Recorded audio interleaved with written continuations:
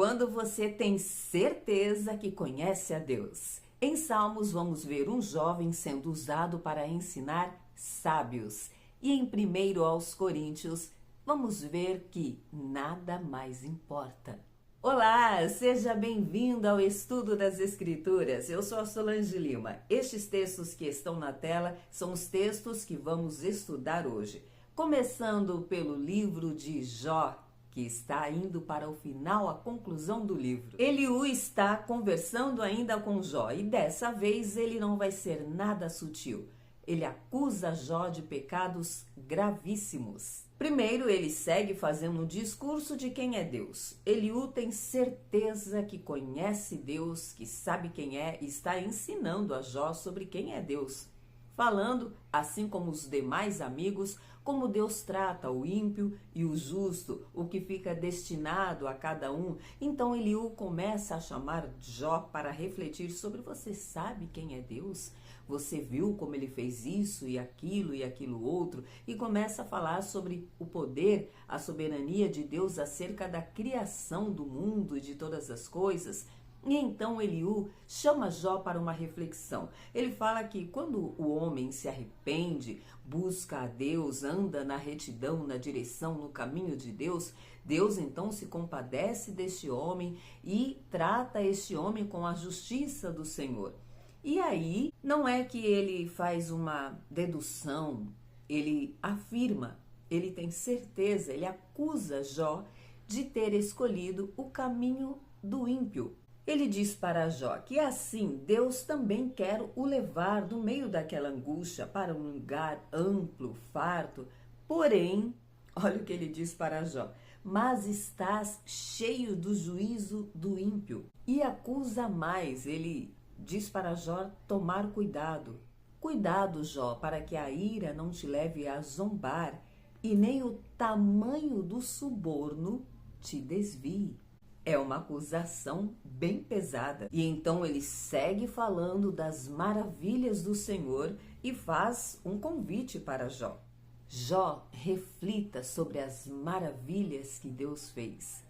Ele está falando para um homem que passou a vida fazendo exatamente isso, exaltando e glorificando ao Senhor pelas maravilhas que o Senhor fez. Um homem que disse: o Senhor me deu, o Senhor tirou, bendito seja o nome do Senhor. Um homem que foi convidado pela sua mulher a amaldiçoar o seu Deus e morrer, e ele continuou servindo a esse Deus em retidão e fidelidade. Ele teve que ouvir da boca do seu amigo Eliú que ele deveria refletir sobre as maravilhas que Deus fez.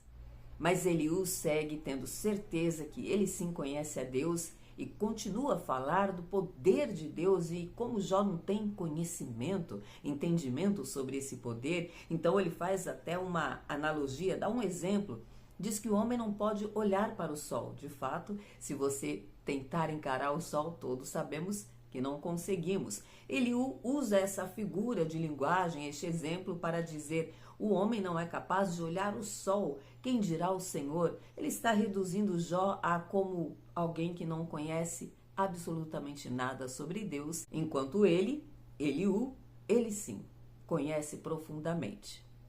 Pelo menos mais do que Jó. Eliú faz este julgamento.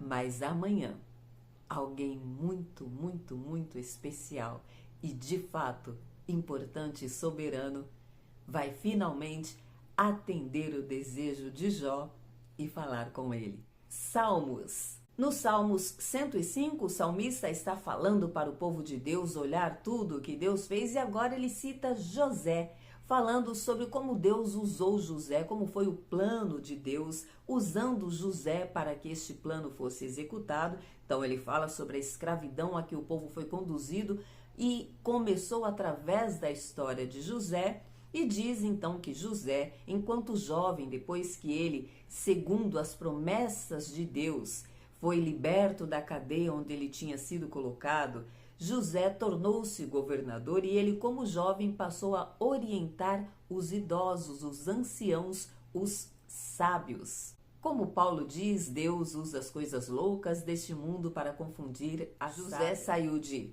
escravo, vendido pelos seus irmãos a governador do Egito e conselheiro de anciãos. Mas não por um acaso. Tudo tinha um plano, um propósito de Deus. Nisso entendemos que nada é sobre nós. Que uma ação de Deus na nossa vida não é única, isolada. A nossa vida é usada para impactar multidões, para impactar gerações.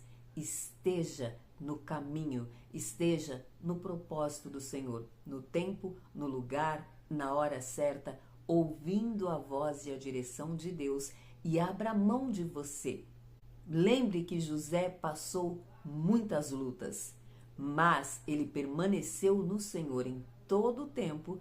Deus estava com José e através dele toda uma geração, todo um povo foi impactado. Quem sabe não é você o instrumento que Deus vai usar para impactar a sua geração. Primeira carta do apóstolo Paulo aos Coríntios, um texto famoso demais. Sem amor, eu nada serei. Ainda que eu fale a língua dos anjos, sem amor, eu nada seria. Você deve ter ouvido isso pelo menos em uma canção muito conhecida da banda Legião Urbana. Renato Russo escreveu isso.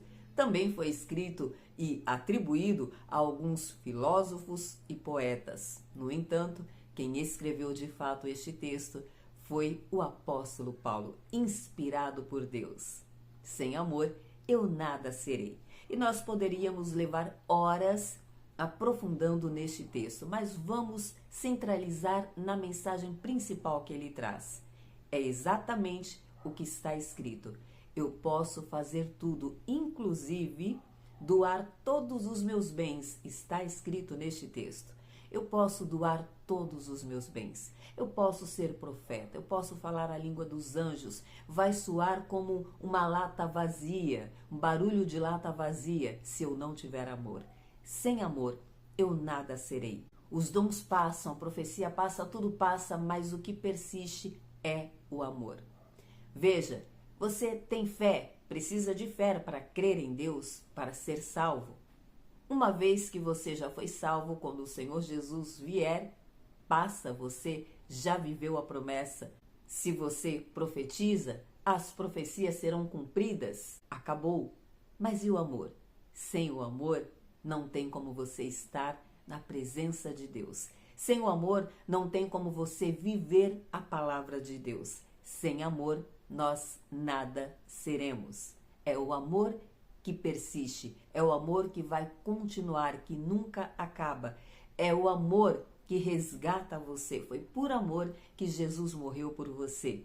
E o amor foi implantado em você. Ele nos amou primeiro. Então, se você faz caridade, se você faz o bem ao próximo e acha que isso traz salvação para você, o apóstolo Paulo está dizendo que ainda que você doe tudo o que você tem, isso não significa que você ama, porque ele usa isso e diz, ainda que eu faça isso, sem amor, eu nada serei. Muitos fazem pela obra, porque acham que esta obra, esta ação, vai te fazer bem, vai te salvar, vai te dar pontos nos céus. Mas quem conhece o coração, aquele que é o amor, sabe a razão e a motivação de você se doar, de você doar tudo que tem. E se não for por amor genuíno e verdadeiro, por amor a Deus acima de todas as coisas e ao teu próximo como a ti mesmo, nada tem valor. E ainda, na mensagem deste texto, Paulo fala sobre um amadurecimento. Ele diz que quando ele era menino, ele falava como menino, ele agia, pensava como menino, mas quando ele se tornou homem, ele passou a agir como homem, a pensar como homem. Então ele está falando de um amadurecimento, de um crescimento. Claro que quando você começa a caminhar com o Senhor Jesus, você não chega já homem feito. Ele fala inclusive do leite, da pessoa ir crescendo, é uma etapa. Paulo também é aquele que fala sobre evoluir a vossa salvação. Então, é claro que você começa um passinho após o outro, mas a motivação, o foco, o olhar sempre tem que ser o amor. Foi o amor a Deus que motivou Jesus a obedecer entregar a vida dele, esvaziar-se de si mesmo e entregar a vida dele em uma cruz para resgatar você e eu. Nada abaixo disso tem algum significado. Precisa minimamente se esvaziar de si mesmo para amar genuinamente. E para concluir, no início do capítulo 14, que está no estudo de hoje, Paulo fala sobre o dom de profecia e o dom de língua. O dom de língua é para a edificação do homem, de si próprio. É a edificação espiritual, da relação dele com Deus. É como se ele estivesse ele sozinho falando com Deus. Não edifica o irmão, porque o irmão não está entendendo nada do que você está falando, a menos que haja alguém que interprete essa língua, que é um outro dom, o dom de interpretação de línguas. Porém, a profecia é para crescimento, para correção, para ensino, para fortalecimento da fé. E a razão de desejar os dons também precisa ser pela motivação correta. Não é para você se aparecer, não é para você dizer que é mais santo, mais espiritual. O dom é distribuído conforme a vontade de Deus. O dom espiritual é para o fortalecimento da fé da comunidade toda, o crescimento, fortalecimento da igreja. E, portanto, é preciso desejar os dons, pedir os dons, mas o Espírito Santo é que vai distribuir conforme a vontade dele. O Senhor Jesus deu o exemplo. Ele veio para servir. Eu e você fomos chamados para servir. E sem amor, inclusive no servir, nada seremos. Então, com todo o amor, eu te convido para acompanhar o estudo de amanhã, se Deus disser que sim. Até amanhã.